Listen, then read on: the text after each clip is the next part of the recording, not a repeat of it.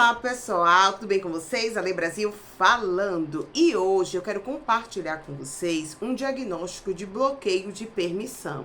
Isso mesmo, que é muito utilizado pelo analista comportamental quando a gente identifica no cliente quando ele não dá permissão, por exemplo, para prosperar na vida. E isso aconteceu comigo. Eu vou explicar um pouco para vocês da jornada, né? Eu coloquei aqui um passo a passo para poder a gente estar discutindo. Então, o que é esse diagnóstico de bloqueio de permissão? Ele é um instrumento, né, de consciência profunda que auxilia a pessoa a identificar o que é que está impedindo ela de avançar. Então, eu fiz aqui o meu diagnóstico e quero compartilhar. Então, qual é o objetivo? É identificar. O objetivo desse diagnóstico é identificar as crenças, as emoções e os padrões comportamentais e as histórias internas que impedem com que a pessoa avance. Então, o primeiro passo que temos é o quê? O sintoma externo. Então, o que a pessoa vive? Como é que ela está passando? Então, quais são os indicadores comuns? Começa projeto, para você que começa projeto e não conclui, eu já passei por isso, sei muito bem do que eu estou falando. Ganha dinheiro e perde rapidamente. Dificuldade de cobrar, precificar aquilo que você está vendendo. Principalmente as pessoas no digital têm essa dificuldade. A autossabotagem após pequenas conquistas, né? Você entra naquele ciclo que você não quer fazer mais, você começa a procrastinar. E aí a culpa de descansar, né? Prosperar ou dizer não. Às vezes você tem que dizer não para determinada coisa e você não quer fazer isso. Então isso aí acaba gerando uma culpa muito grande, né? Vive no modo sobrevivência. Já passei por isso, sei muito bem, vivi isso na pele. Mesmo você tendo potencial. Então as pessoas, pô, Ale, você é uma pessoa top, você é uma pessoa cheia de energia, disposição. Por que que Aí eu, no meu miudinho, né? Porque a pessoa julga. Aí ela, tipo assim, acha que você é a pessoa mais top da galáxia, que você tá bem de vida, tá tudo massa, né? Mas eu, no meu particular, gente, mas eu não tenho essas conquistas todas, eu tô iniciando ainda. Então, assim, eu tenho um potencial, mas eu tô sobrevivendo. Então, assim, qual é a pergunta-chave que mexeu comigo? Então, eu vou ler aqui pra vocês, tá bom? O que na sua vida parece que está travando, repetitivo ou sempre que aquém, no caso, do que você sabe que poderia ser? Então, assim, o que que tá travando? O que que tá, o padrão que tá se repetindo? E aí, gente, eu fui buscar lá dentro profundamente um ato que eu lembro que quando meu pai quebrou, muito tempo atrás, que eu saí, você vê, né? Ele quebrou, eu saí do 8º ano, que era escola particular, e meu primeiro ano, meu primeiro, segundo, terceiro ano foi no colégio público. Então aí ele ficou sem carro, foi uma coisa de louco. Então eu lembro que meu pai, a gente morava assim em uma rua que era tipo uma subida de ladeira, e ele chegava com um saquinho de compras, né? Um saquinho do supermercado, né? Que ele fazia, onde ele trabalhava tinha um mercado próximo, ele fazia a compra, que era praticamente em frente a um ponto de ônibus, ele entrava nesse ônibus e a nossa casa também era próximo de um ponto de ônibus, em que ele atravessava a rua e subia essa ladeira. Então, assim, era uma coisa tranquila, entre aspas, mas era essa dor de ver ele com 2, 3 saquinhos ali carregando.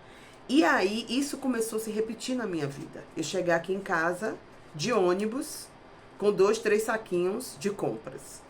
E aí, que era aquilo que me gerava dor, né? E aí, no caso, quando eu tive meu primeiro carro, que eu comprei, como eu tava aprendendo a dirigir, né, aquela coisa toda, aí eu comprei um carro usado. Aí depois, esse carro eu dei para meu pai quando eu comprei um carro zero. Aí foi aquela felicidade, meu pai ficou feliz da vida, né? Porque eu comprei esse carro zero, vermelho, eu não esqueço. E aí aí eu peguei e dei pra ele o carro que eu tinha anteriormente, que ele entendia de carro. E aí ele finalizou a vida dele de carro, né? Graças a Deus, não tinha mais esse negócio de trazer. Só que aí na minha vida depois do falecimento de meu pai, eu tive uma perda, né? Que quando eu me separei a primeira vez, eu fiquei sem carro. E aí, ó, eu subindo, porque onde eu moro também é um condomínio fechado, mas é acima de uma ladeira, né? Então, vocês indo de carro, um condomínio distante, que é na Mata Atlântica. Então, assim, você é distante, você sobe a ladeira, que é um matagal assim, e chega no condomínio. Então, quando você vem de ônibus, o ônibus não sobe essa ladeira. Você tem que acabar subindo. É um perto longe. E aí, no caso, aí eu com um saquinho, né? Se eu pegar o ônibus, eu tenho que subir com um saquinho. E aí eu fiquei sem carro. Aí depois eu consegui comprar um carro de novo, depois no segundo casamento, e aí teve uma ação que eu fui espólio, aí eu peguei e acabei com um negócio de justiça, porque requer advogado, custo, pós-pandemia, fiquei sem carro de novo. Volta eu de novo com o saquinho subindo a ladeira. E isso mexia profundamente comigo. Então foi nesse sentido que eu comecei a ver esse ciclo da sabotagem, né? E aí aquela coisa, e como fazer, e como sair disso. Então, fazendo esse teste do bloqueio, eu fui vendo, né, que aquilo ali fazia sentido, né? Quando eu vou perdendo aquilo, e o que fazer? O que fazer para esse ato repetitivo? Então, compra carro, dá um tempinho com o carro, daqui a pouco fica sem carro de novo. Compra carro. Tanto é que eu comprei, acho que nessa compra e tudo, eu já tive o quê? 1, 2... 3, 4, uns 5 carros, mais ou menos. Passaram por mim. E não fica. Então, como vencer isso? Aí eu tenho que me dar a permissão.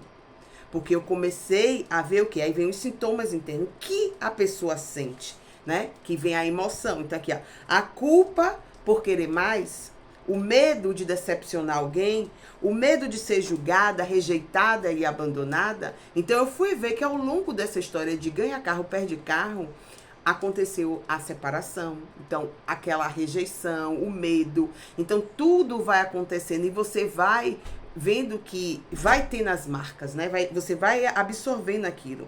E também aquela lealdade inconsciente de manter aquele rito de subir a ladeira com o saquinho, como meu pai fazia.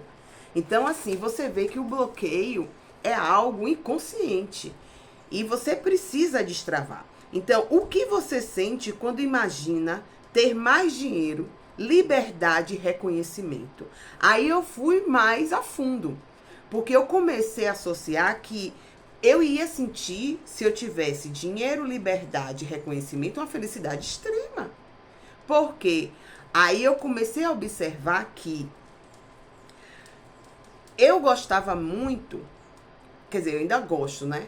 Eu gosto muito de viajar. Mas, para você viajar, você precisa de ter uma permissão financeira. Porque sem a permissão financeira, você não viaja. Então, aí, para você poder estar delegando, ajudando pessoas, até para você fazer parte na igreja de um movimento, você precisa ter recursos para estar ajudando, fazendo a sua parte. Então, quando você está sobrevivendo, você não consegue fazer as coisas que você queria e gostaria de fazer, com a excelência que seria necessário estar fazendo ali, para ajudar outras pessoas. Então você começa também a se sabotar, que você também não é merecedor, né? Então esse não merecimento que você inconscientemente traz para sua própria vida, porque você está no modo sobrevivência e não consegue abençoar outros, também é uma crença que limita você. Então, as crenças limitantes ativas. O que a pessoa acredita? Essas crenças, elas travam. Elas são invisíveis, mas elas travam a pessoa. Então, se eu crescer, alguém vai sofrer. Dinheiro muda as pessoas. Ser próspero é ser egoísta, né? Eu não posso ter mais que meus pais. Entende? Olha como o negócio é profundo. Para ganhar é preciso sofrer. E aí eu comecei a entrar nessa onda de que ter dinheiro está associado a pagar um preço. Você tem que pagar um preço, né? É um sofrimento. Então, assim, você quer montar, por exemplo, eu quis muito, assim, montar o Empreenda Sua Paixão, por causa da dor das minhas clientes, porque também era muito desgastante para mim estar atendendo uma a uma. Então, assim, a necessidade do curso era urgente. Mas o curso requer tempo e é uma meta futura, né? Porque o retorno financeiro de quem faz um curso não é de imediato. Daqui que você gere autoridade, que as pessoas te reconheçam e que a pessoa compre esse curso de você, requer tempo. né? Tempo de construção de audiência, tudo isso. Então, para quem está sobrevivendo, que precisa de um dinheiro imediato, você precisa também estar fazendo coisas que você vai ter o retorno ali. Então, aí você acaba distanciando um pouco, você se afasta daquilo que você precisa fazer, você entra num processo de autossabotagem porque você precisa sobreviver. Porque aquilo que você sonha em fazer não vai estar pagando suas contas agora, entende? Então, quem passa por isso, aí vem a pergunta. O que você aprendeu, direto ou indiretamente, sobre sucesso, dinheiro e felicidade? Aí eu anotei aqui, né? Sobre dinheiro. O que foi que eu aprendi? Que você precisa trabalhar duro para conquistar. Não nasce em árvore, né? Eu vi muito isso. Meu pai dizia assim, dinheiro não nasce em árvore. Pois é. E nem cai do céu. Então, isso aí começou. Se dinheiro não nasce em árvore e nem cai do céu, eu tenho que sofrer, eu tenho que trabalhar muito para ter aquele dinheiro, né? E aí você cria aquilo na mente e inconscientemente, se você no trabalho não for árduo, não for um trabalho honesto, digno. Então, assim, eu nunca imaginei que você ter um passivo, né? Você ter ali o dinheiro trabalhando para você, seria algo honesto. Porque você não está trabalhando, você não está fazendo esforço. Mas você começa a entender que você faz um esforço, sim, intelectual, mental, para entender a estratégia do ramo financeiro, das finanças, do mercado. Então, assim, você começa a perceber que se você tem esse entendimento, você consegue avançar. Então, o que é que acontece? O sucesso, né? Sempre foi algo inalcançável. Então, assim, o sucesso para mim era algo que era só de atriz, de pessoas importantes da mídia, né? Os famosos. Então, a pessoa assim, não era para mim. Quem sou eu na fila do pão?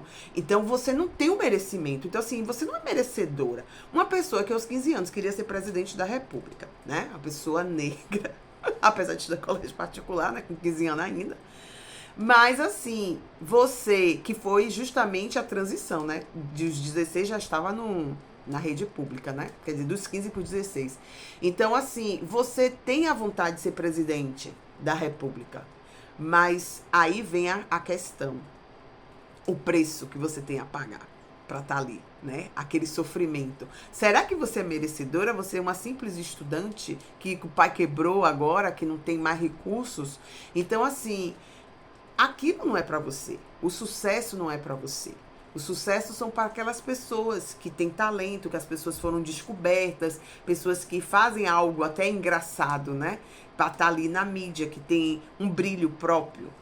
Então, assim, às vezes a gente se afasta de algo porque a gente não acredita na gente mesmo. E a felicidade? A felicidade, para mim, estava sempre relacionada às conquistas, tanto pessoais como às conquistas profissionais, sempre aplicada ao estudo, né? Tipo assim, estude. Eu sempre vejo essa frase, estude, porque a mulher que estuda, ela tem um homem que ela quer, que ela quiser, não fica refém. Isso é uma verdade. Realmente eu não fiquei refém de nenhum elo emocional, relacionamento, nunca tive um problema para assim estar aqui compartilhando, mas a questão é que a independência que você tem demais, e quando você tem a necessidade emocionalmente de ter aquela pessoa, né? Você acaba não tendo, porque você acaba sendo o tudo daquilo ali. É como se você pegasse toda a carga racional para decidir, para direcionar ali a sua vida, e a sua emoção ficou sufocada. Você não consegue colocar ela, né? Então, assim, a origem do bloqueio. Então, a gente está chegando já ao finalzinho aqui, né? Essa origem do bloqueio é o quê? É a permissão. Quase sempre nasce, essa permissão, ela nasce das histórias emocionais que não são resolvidas. Mas, assim, que você precisa resolver. Então, assim, tem algo na infância com escassez emocional ou financeira, né? Pais sacrificados, crítica, quando se destacava, eu era muito criticava. Gente, assim, eu lembro que nunca tinha um elogio. Eu tentava ser a melhor aluna, me esforçava para, sempre nos bastidores, tipo assim, na hora de uma peça. Então eu separava as falas, dava uma de diretora de peça. Mas assim, eu não aparecia porque eu não me sentia digna de estar ali sendo a protagonista, né? Então, assim, então eu não aparecia. Mas também não tinha aquele reconhecimento em casa, né? Então, daquilo que você fazia, aquele curso que você passou, era como se era minha obrigação. Tipo assim, é sua obrigação. Você não tem aquele merecimento, né? E a pessoa não reconhece aquilo, aquele esforço. É como se fosse algo invisível para o outro e que você queria que a pessoa reconhecesse aquilo ali. Então, assim, os traumas também de perdas, abandonos, humilhações. Gente, eu já passei tanta humilhação no ambiente de trabalho. Sem noção. O que eu posso narrar aqui, eu sofri assédio moral. Assédio moral mesmo, violento. E assim, eu tava com meus filhos no ambiente de trabalho e assim, a pessoa chegou e falou que eu tinha ligado para dizer que eu não ia poder trabalhar porque eu não tinha com quem deixar meus filhos. Então, a chefia, tipo que imediata, autorizou que eu fosse, né, com eles, porque precisava emitir uma coisa no computador, que seria uma coisa rápida. Então, tinha necessidade de eu estar ali. Então, assim, que não teria problema nenhum que eu passasse lá com eles, com esse objetivo de resolver a solução. Mas, os superiores viram aquilo como afronta. Tipo assim, se você não tem deixando seus filhos, traz para o trabalho, você entendeu o contexto que eu estava ali. E aquilo ali foi tão humilhante na frente dos meus filhos que eu decidi ali que o trabalho deixava de ser prioridade na minha vida. Que se meus filhos não têm prioridade na minha vida, eu não consigo dar uma nota, né, para meus filhos, tipo um 10. Eu não posso dar um 10 pro trabalho. Então todos ali iam ter que entrar no equilíbrio da minha roda da vida.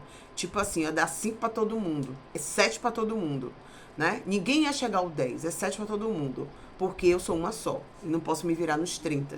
E tem prioridades. Então, tem casos e casos. Então, quando teve o acidente mesmo do meu filho, que eu ia dar uma palestra, né? Ter uma reunião, que ia ter que explanar. E eu tive que largar o pendrive em cima da mesa do meu chefe, porque meu filho estava na escola desmaiado e eu tinha que dar esse socorro.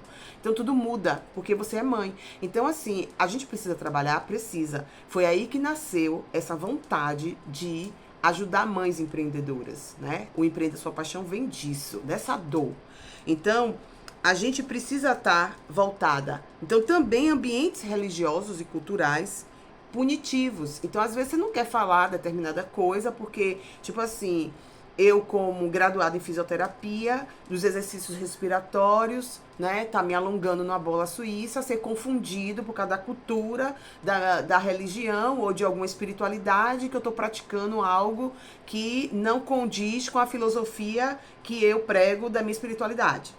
Mas as pessoas acabam esquecendo que aquela pessoa que acredita em Deus, que tem a fé inabalável, né? Que guarda os mandamentos e o testemunho de Jesus, é uma fisioterapeuta que pratica, né? Inspira, respira. Então, assim, não vai ser a mesma pessoa que não tem esse conhecimento, né? Porque a pessoa não tem o meu conhecimento acadêmico, não tem as minhas dores, não sabe o que eu passei. Não carrega as minhas marcas, as minhas experiências. Então, não vamos ser iguais. Não somos iguais. As pessoas são diferentes, né? Então, a pergunta-chave que vem nesse momento é o seguinte. Em que momento da sua vida você sentiu que não era seguro brilhar? Tem um momento que você sente que não é. E aí eu peguei e comecei a observar que eram as críticas mais severas, que eu era uma pessoa interesseira, sem eu ser. E isso partiu diretamente da minha família, da pessoa mais próxima. E aí você começa a observar que eu fazia as coisas para o outro ficar vermelho. Então eu acabava fazendo aquele trabalho e aí outra pessoa apresentava aquilo ali e ela recebia o reconhecimento. Eu era sempre o bastidor. Então era uma outra dor. Então aquilo não era seguro eu brilhar. Não era seguro. Porque, tipo assim, tinha essas críticas. Tinha isso chegando. Então, na realidade, eu focava nas minhas conquistas. Aí, o que aconteceu dentro do meu cérebro aqui? Eu comecei a focar nas minhas conquistas para não ser rotulada de interesseira. Então, tipo assim, eu não quero o que é do outro, eu quero o que é meu, então eu vou conquistar. No que você conquista, você foca, você usa mais o seu racional e você sufoca o seu emocional. E aí, o que foi que aconteceu? Aquelas pessoas que me rotulavam de interesseira à minha volta, eu senti que não era seguro brilhar quando alguém passava a ser dono das minhas ideias e as usavam como suas. Porque a pessoa analista, ela é muito criativa. Então, a criatividade, o sonho aqui, né, flui. Mas eu sentia, né, que as pessoas pegavam aquela ideia que eu compartilhava e usavam de outra forma, né, como se fossem delas. Então, isso aí começou a segurar o brilho. E aí, a sabotagem vem. Então, qual o mecanismo de autossabotagem? Então, como o bloqueio se manifesta? Aqui, temos aqui uns comportamentos, né? Quais são? Padrões comuns. Procrastinação estratégica, perfeccionismo paralisante, ajudar todos antes de si mesma. Então, assim, como mentor, eu ajudei muita gente. Muita gente hoje, né, segue aí sua vida tranquilamente. Mas eu acabava não ajudando a mim mesma, né? Então, a desorganização recorrente, eu tinha aquelas ideias, mas aquelas ideias não conseguiam ir pro papel. E isso me deixava num estado de procrastinação, de sabotagem, de perfeccionismo. Gente, tem que ter a ordem, a sequência. Eu quero desenvolvimento pessoal, depois o estilo de vida. O fato de ser fisioterapeuta também. E quando eu me posicionei como analista comportamental, então assim, eu tinha que unir essas experiências e essas formas acadêmicas, porque ali é diferente um analista comportamental que não é um fisioterapeuta, né? Porque ele não vai ter aquele olhar para o bem-estar, para o toque do ser humano, para o equilíbrio, mente, corpo, espírito, que a gente tanto defende. Então assim, era muita, tipo assim, era muita formação acadêmica para uma pessoa só. E eu tinha que organizar isso de uma forma cronológica para passar isso para as mães. Porque, tipo assim, era tudo junto e misturado. Porque você é um só, você tem uma roda, você tem que ter um equilíbrio.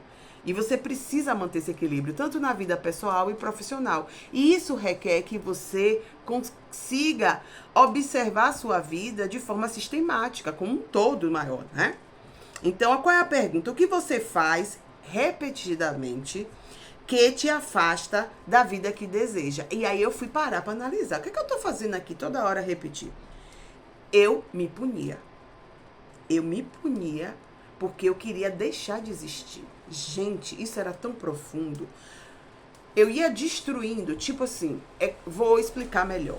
Como físio, eu sei que precisa caminhar, acordar cedo, se alongar, manter o estilo saudável, fazer sua autodrenagem, fazer, né, seu skincare ali todo bonitinho. Mas eu não fazia nada disso. Eu não fazia drenagem, eu não queria, tipo assim, se você tem uma patologia, aí você tem que fazer os exercícios para poder reabilitar. Eu sabia os exercícios, mas eu não queria fazer os exercícios. A minha mente era contra o que eu tinha que fazer. E ela começava a ganhar de mim, porque eu ficava me punindo. Você não é merecedora. As pessoas vão roubar suas ideias. Você é uma pessoa interesseira na visão do outro. A perspectiva do outro é que você é interesseira. E você fica apagada. O seu sentimento é destruído. Você fica sufocada. E aí eu lá no fundo do poço querendo dizer, gente, eu não sou interesseira. Eu não sou interesseira. Eu sei que eu não sou, mas o outro me vê assim. O que é que eu posso fazer? Se o outro me enxerga desse jeito, por que que o outro me achava interesseira? Então, uma percepção do outro que me julgou desde a infância, desde a minha adolescência.